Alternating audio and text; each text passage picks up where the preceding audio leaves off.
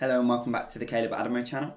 Today, what we're going to do is we're going to go through the Donda track list and rank each song in terms of my preference. We're going to go from 27, we're going to start from 27 and go all the way up to 1 and rank the songs in terms of how I enjoyed them or how I found them, whether I liked them or not. So this is going to be really interesting. If you're new around here, please drop a like on the video, subscribe. We're going to get straight into it. So I just wanted to clarify before we start that this is something definitely subject to change, okay? So I've been enjoying this Donda album now for the last just over a week. It came out just over a week ago and I've been enjoying it massively.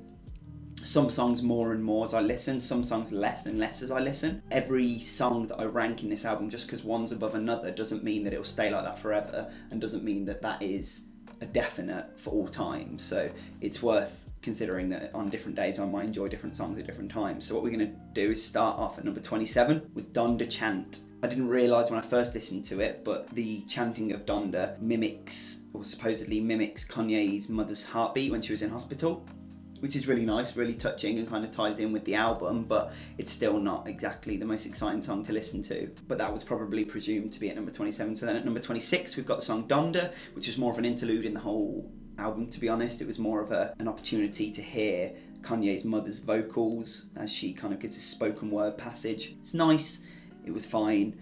Moving on to number 25, Tell the Vision. So this was a really, for me, awkward inclusion.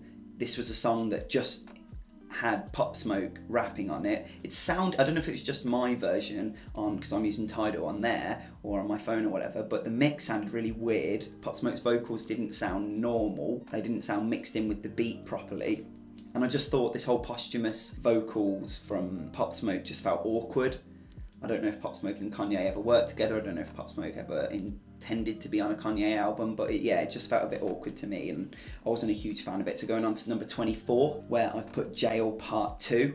I didn't need to hear DaBaby and Marilyn Manson on this track. I talked about it in my reaction review video that I did when it first came out, the album on the last Sunday. I didn't need DaBaby, I didn't need Marilyn Manson. The song was fine as it was. It just felt a little bit forced, and because of the whole narrative around Marilyn Manson and DaBaby at the minute, I just didn't enjoy the song, didn't need it. Not that DaBaby's verse is terrible, it's not, he flows wow, he sounds good, but I just didn't need it. So then moving on to number 23, another song that I didn't really need is Jonah Part 2. A lot of the Part 2s are going to be quite low down the list. I think that's probably to be expected. But yeah, Jonah Part 2, it's not terrible. The original song, Jonah, is a decent song, but Ty Dolla $ign's verse just didn't really add anything for me. I didn't need it. We move on to number 22, Okay, Okay. The production on this one was a bit clangy for me. It felt a little bit awkward. It was the best Yachty verse I've heard in quite a long time. I used to like Lil Yachty's music when he was first starting, when he first broke onto the scene, but his more recent projects, Lil Boat 3, I think it was, there was like one or two songs that I enjoyed off that album, and I haven't been loving his music as much recently. So this was the best verse I've heard from Yachty in a while, but it still wasn't mind-blowing, so that's why it's down at number 22. Then we have at number 21, Lord, I Need You. So I didn't love the production, and it was interesting hearing Kanye talk about his personal life and him and Kim, but I thought that Kanye's flows and delivery matched the production and being a bit stale, a bit boring. He was going to put a song this personal, or it felt like he was trying to be personal, on the album, then I would have liked a little bit more energy or a little bit more variety in terms of delivery style, flow, that kind of thing. But it was fine. I guess some people will find it interesting, so, and I did a little bit, so that's fine. Track number 20, I've put Keep My Spirit Alive. This had a really decent hook from Casey, who I've never heard of before I listened to this. I didn't know. But the features from Westside Gunn and Conway, so I like the Griselda Boys. I loved the idea to include them on the album, but I don't think it worked. I think that this song was a bit awkward. I think that the production style didn't match Westside Gunn, and it didn't match Conway, it didn't match the Griselda Boys. I also thought that the fact that Conway's verse was really short felt awkward, and I would have liked to swap West Side Gun and Conway if you were going to have one shorter, and I wondered if maybe Kanye had clipped out some of Conway's original verse, so, but we might never know about that. And also it was weird that Benny the Butcher wasn't on here. If you're going to do a whole Griselda number, I would have liked to have heard from Benny as well, but still wasn't the worst song in the world, it was just a bit awkward. So yeah, moving on to the next song, at number 19, I have put Jesus Lord Part 2. This is the first Part 2 version, it is higher than the original version. So I thought this was a decent song. I thought the verses from the Lox Boys were good and enjoyable. My main gripe and problem with this was just that it was so long. The original track was already 9 minutes long, so then this version was 11 and a half minutes long, and I just personally don't deal well with really long tracks. I don't need them. I don't get why artists keep insisting on having these really long tracks. For me anyway, I'm sure some people really enjoyed it, but just for me personally, didn't love it and didn't need it, even though the verses were good. If it had been shorter, maybe I would have enjoyed it more. Then we go into my 18th spot is OK OK Part 2. So I actually preferred Shinsia, I think that's how you pronounce it, Shinsia's verse from Yachty's verse. Like I said on the original OK OK, I didn't think Yachty's verse was terrible, but I did like Shinsia's verse more. I actually think with her accent and her flow, I think it added something a little bit different to the whole project as a whole, something that we didn't really get, and I really enjoyed that. I hadn't heard of her before this album, and I'm yet to check her out, but I keep meaning to do so I've got to get around to that at some point. Then at number 17, I've put the song Praise God. This was also okay. I thought Baby Keem's feature, even though I like Baby Keem, I thought his feature started off a little bit awkwardly. He wasn't really finishing any lines or any points, and it felt a little bit like he didn't really know where he wanted to take his verse, even though it did pick up a little bit as it kept going. And I'm really excited for Baby Keem's upcoming album that's coming out this Friday, so I'll have to do a review of that next week. But yeah, and I also wasn't blown away by Travis's feature on this song. It wasn't amazing. Moving on, at number 16 is the song Pure Souls. Kanye's verses felt a little bit awkward to me. I thought that Roddy Ricch didn't contribute as much or in the way that I would have liked him to. I really like Roddy Ricch. Please forgive me for being antisocial. I thought it was a brilliant album. I think Roddy Ricch has an awful lot of potential and charisma to bring to tracks, and could have worked with Kanye a lot better. I just don't think it was the best use of his talents or abilities on this song, Pure Souls. Not that I think Pure Souls or Praise God are terrible completely. I just think their features drag them down a little bit, and Kanye himself didn't add much to the song, so there was no need for it to be on there. Then at number 15, I've put the song New Again.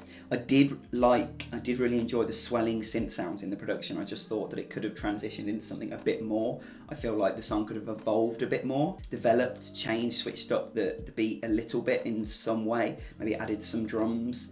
That might have helped me to enjoy it a little bit more. Again, not that I thought it was complete garbage, just that's probably why I put it down at number 15. Then number 14, I put the song Believe What I Say, which had a really nice Lauryn Hill flip mixed into the production, and then it came in with this really bouncy beat.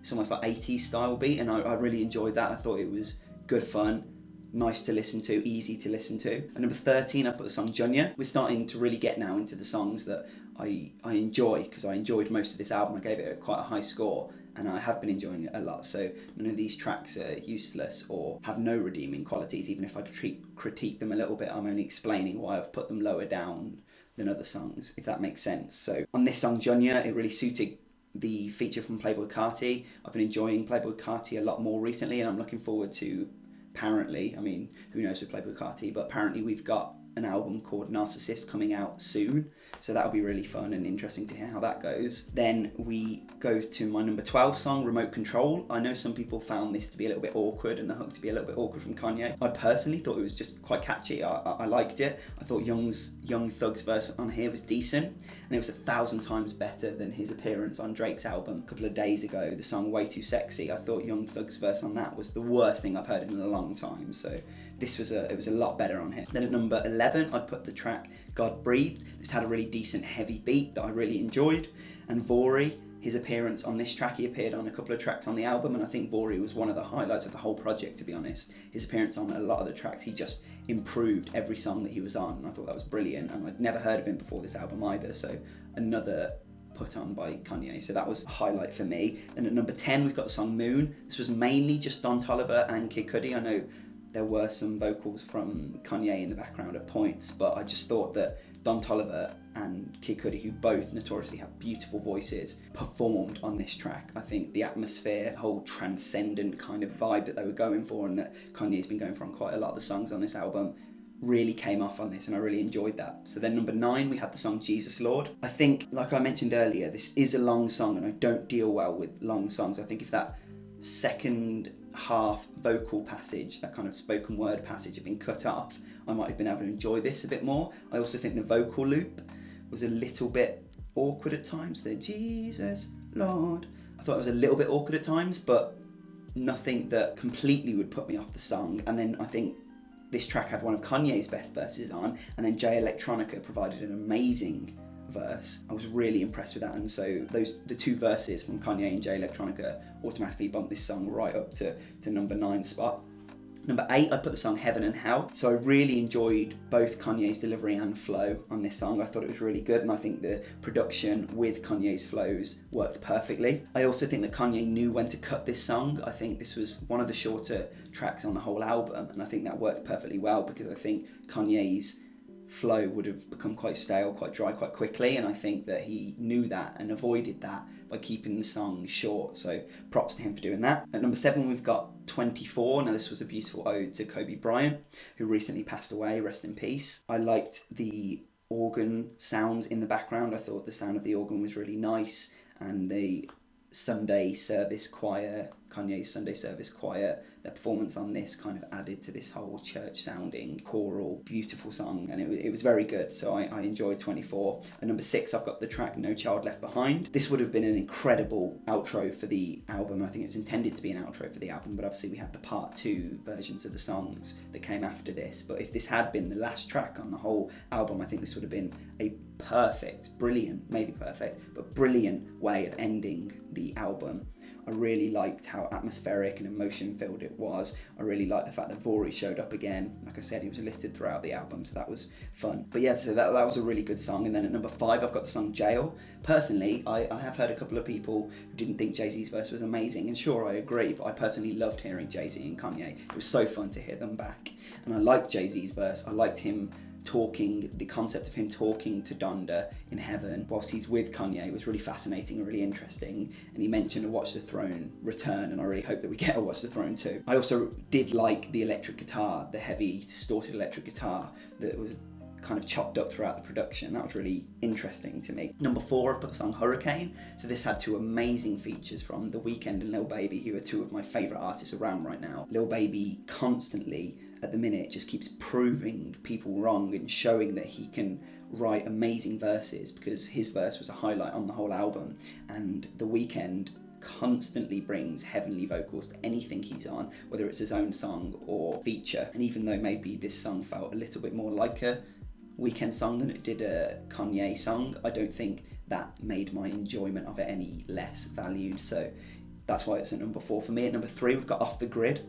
This song is all about Fivio Foreign, so he probably had I'll say it, he had the best feature on the whole album, closely followed by Vori on a track we're yet to talk about, and Jay Electronica from earlier. But Fivio Foreign had such a great verse over this drill-inspired beat that had switched from the first half of the production, and I think it was a really good song. It was really hard hitting. It was fun. Off the Grid, the hook was also catchy. It worked really well.